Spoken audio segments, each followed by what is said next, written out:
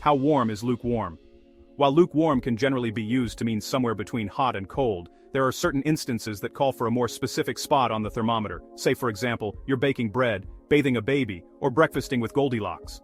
So how warm is lukewarm? The short answer is, it depends.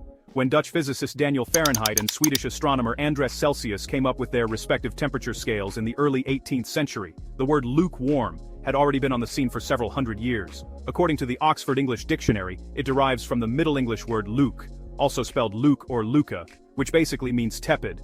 Also luke bath now there, hate ne kal de.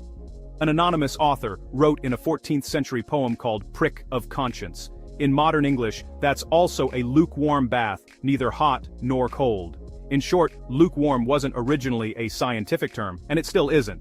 That said, people do occasionally have a temperature range in mind when they use it. As the Spruce Eats reports, some consider lukewarm to be body temperature, 98.6 degrees Fahrenheit, while others define it as closer to room temperature, around 70 degrees, give or take a few degrees. If you're talking about bread or baths, however, lukewarm is a bit hotter. The Mayo Clinic and Nationwide Children's Hospital both advise that a baby's bathwater should be right around 100 degrees, warm but not hot. Water to activate yeast for baking bread should be in that region too, though it depends on what kind of yeast.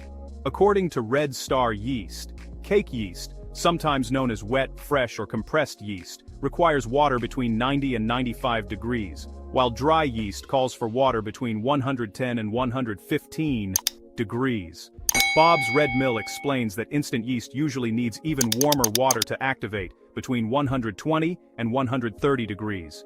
If your water is too hot, 140 degrees or higher, the fungi won't be able to grow at all. As for Goldilocks, there's still no word on what her perfect porridge temperature is. Maybe spring for bagels instead.